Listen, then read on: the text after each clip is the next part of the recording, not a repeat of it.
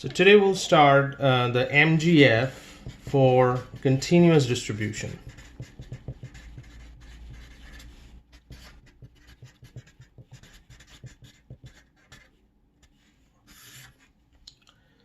So even before going into a calculation of a continuous distribution, let's talk about this property. This property is very helpful sometimes.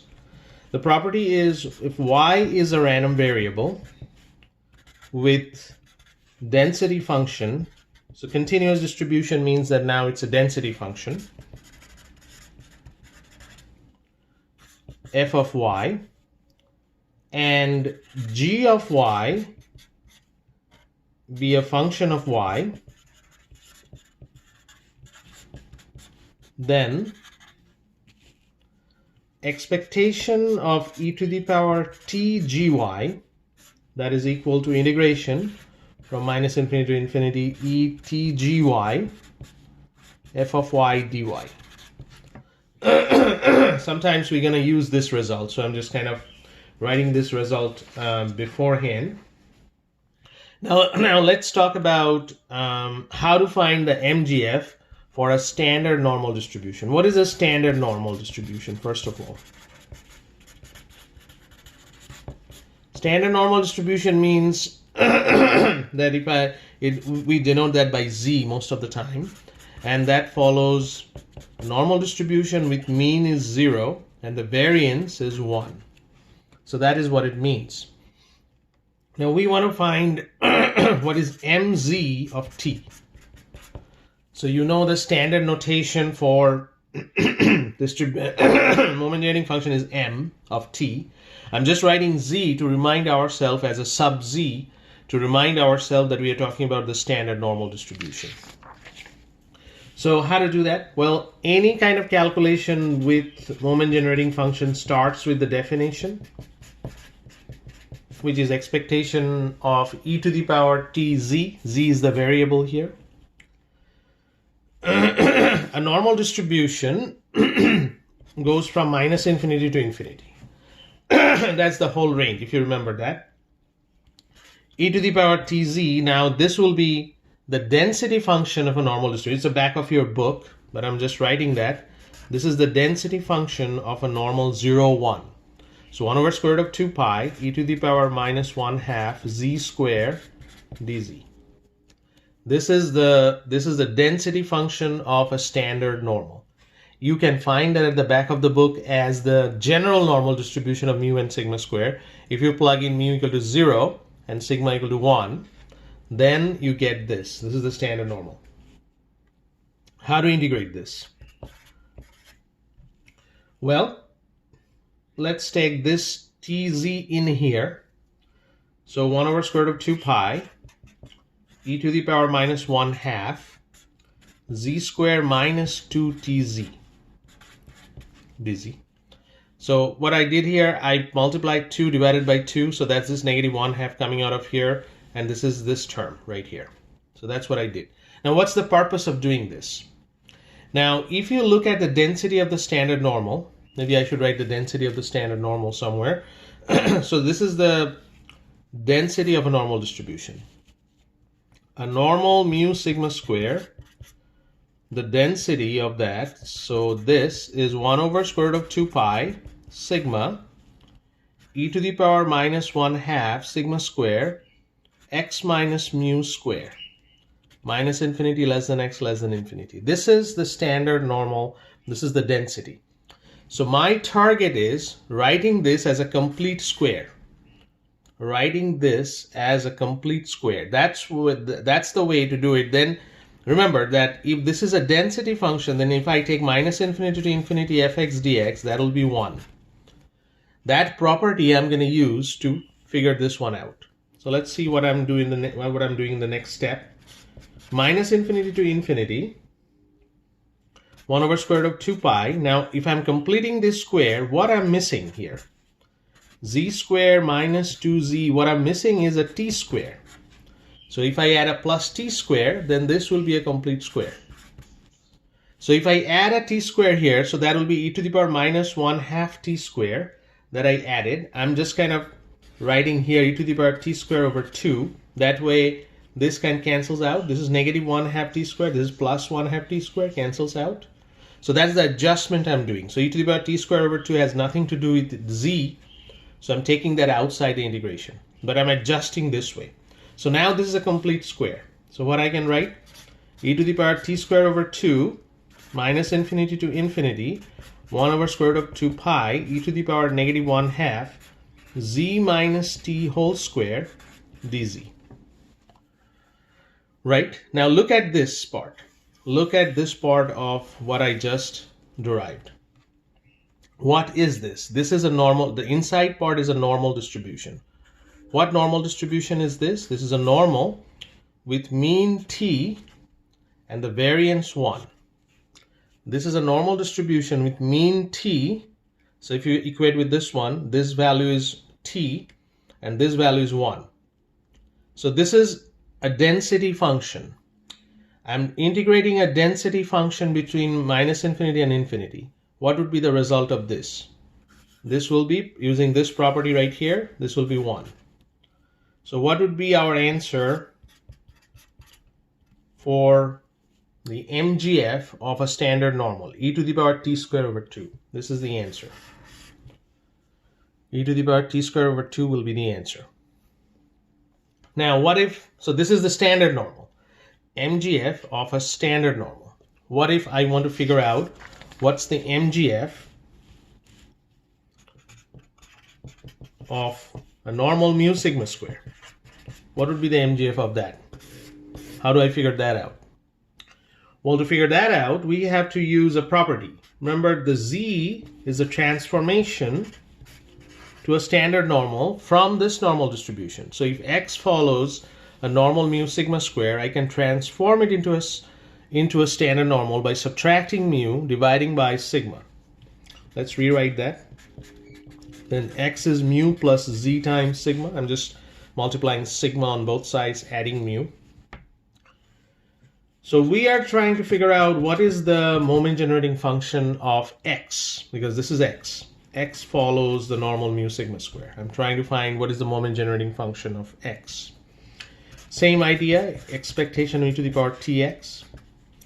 Expectation of e to the power t. Now I'm replacing this by this. X I'm replacing by mu plus z sigma.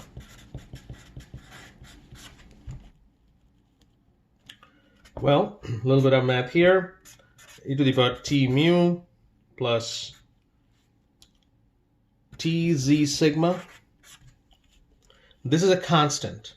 It has nothing to do with expectation. Remember, expectation, when we write the formula right here, it's over dz. So it's over this. This is the variable. This is a constant term. So I can take the constant outside. What I have is expectation of e to the power tz sigma. I'm just writing this in a different way. This is the expectation of t sigma, e to the power t sigma, and then z. So this is the variable. I'm separating it out as a variable. And that can be written as, so this is the variable. So essentially this is m of z t sigma. This, so if mxt is e to the power tx, whatever that variable is goes here, and whatever that constant goes here. The same idea. Now I already know what is mz t sigma. What is mzt? Mzt is e to the power t squared over 2. If there is a t sigma here, then I'm just going to replace this quantity by t sigma. Let's do that. So e to the power t mu, and I know this from the previous calculation, it should be e to the power t squared sigma squared over 2. So what would be the final value? E to the power t mu plus 1/2 t squared sigma squared. That would be the MGF for a normal mu sigma square. Let me know if any question about this calculation, but you have to be able to use. So what's the take-home point from here? You have to be careful to completing the square, because this is the way I'm doing the integration. We are not integrating from minus infinity to infinity this thing. It's impossible to do that way. So we have to be careful when we are seeing a square here, completing the square so that I can use the definition of the PDF, the density function, over the whole range is 1 to get to the answer. And here, what's the take-home point? That whenever you are writing this tz sigma, separate the variable, then you can write that as a suffix, and this part, expectation of something, is actually a moment generating function of z of a constant value. Then you can it's just a matter of replacing this t by t sigma. You don't have to do the whole derivation.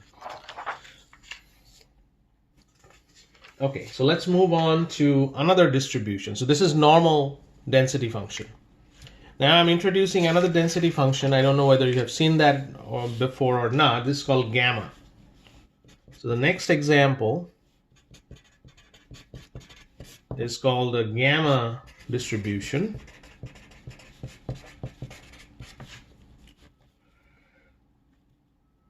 So this is what is the PDF? What is the density function? So f of y is 1 over beta to the power alpha. This sign is called gamma function.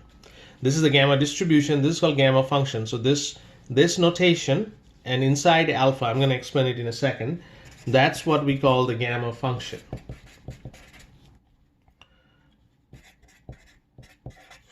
So this is the gamma function. 1 over beta to the power alpha, gamma alpha, y to the power alpha minus 1, e to the power minus y over beta. And this is the range, y between 0 and infinity. So what is gamma function? This is what we call a gamma function.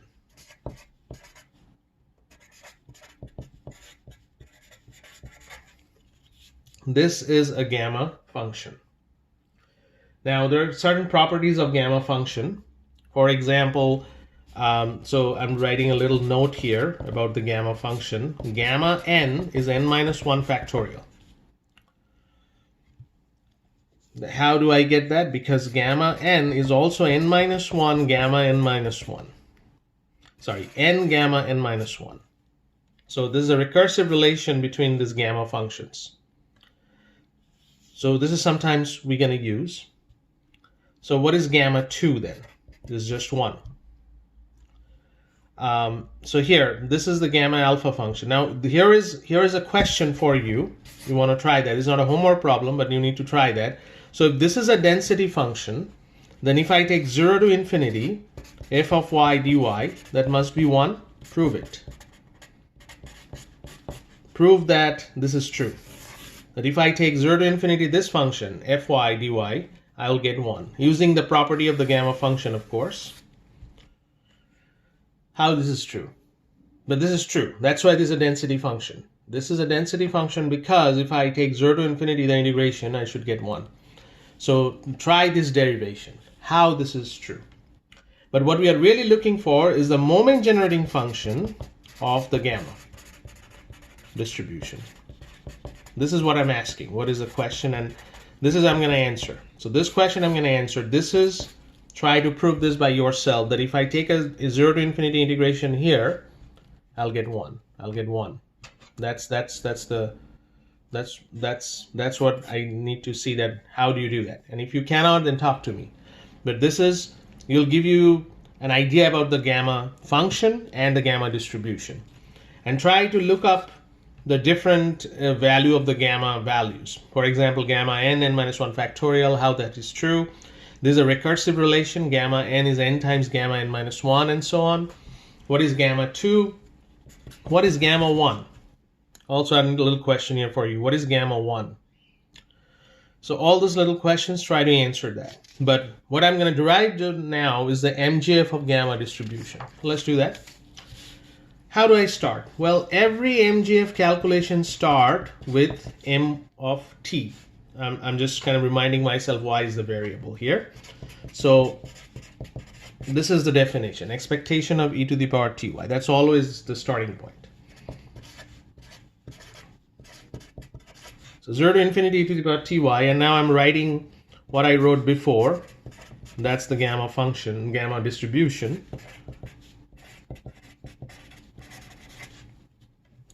So that is what it is.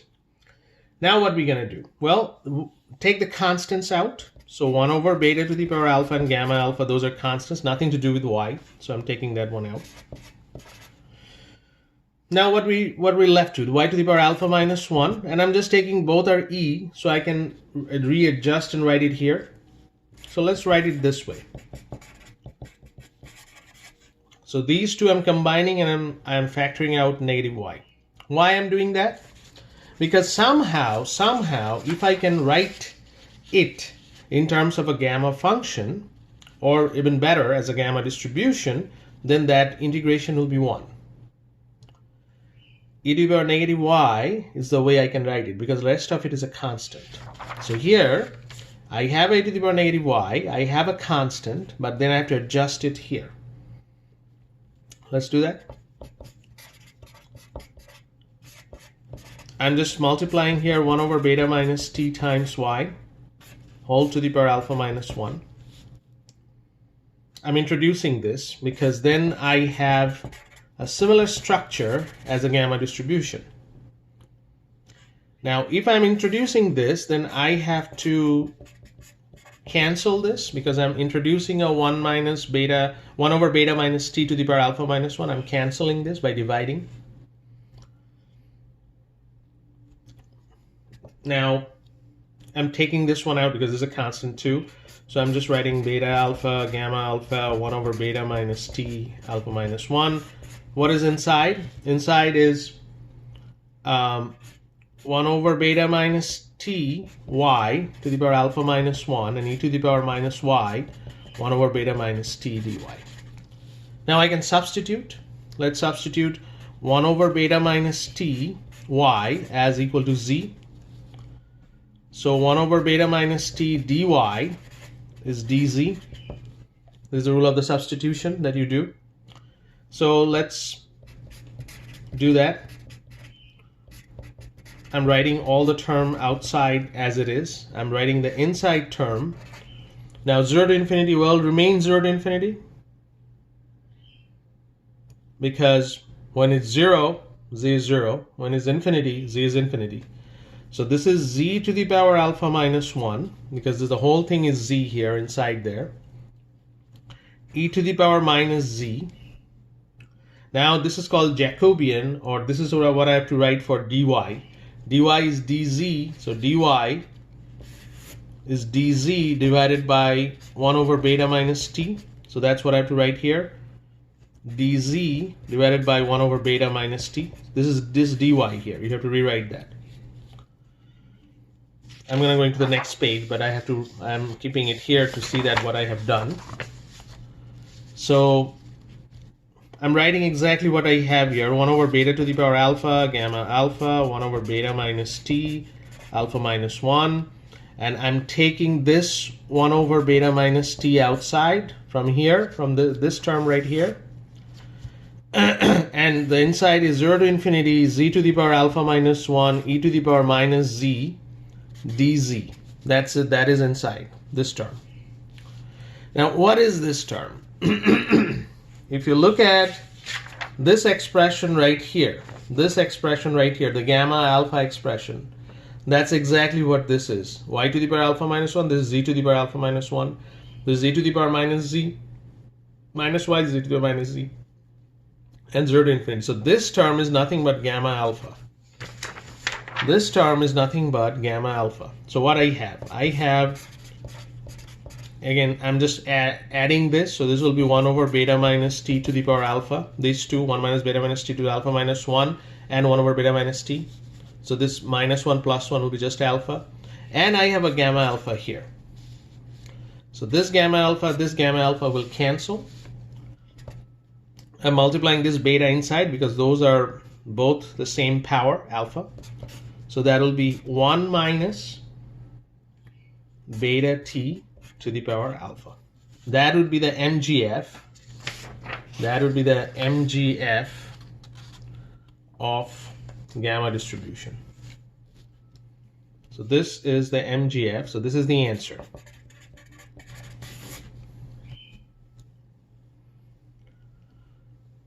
Now there is a connection between the gamma and the exponential. It's a relationship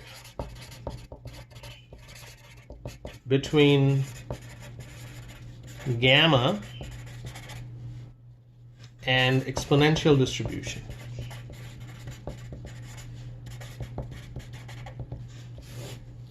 What is the relationship? If I take, so this is gamma,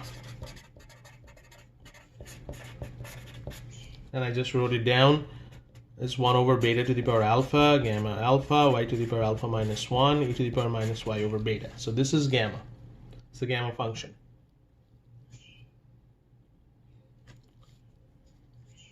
If alpha equal to 1, then what's going to happen? If alpha equal to 1, so gamma 1 beta, what would be here? Alpha, I'm just plugging alpha equal to 1. So beta to the power 1, gamma 1, y to the power 1 minus 1, e to the power y, negative y over 1, which is 1 over beta. Well, gamma 1 is 0. Gamma 1 is 1. So y to the power 1 minus 1 is 0, so this is 1.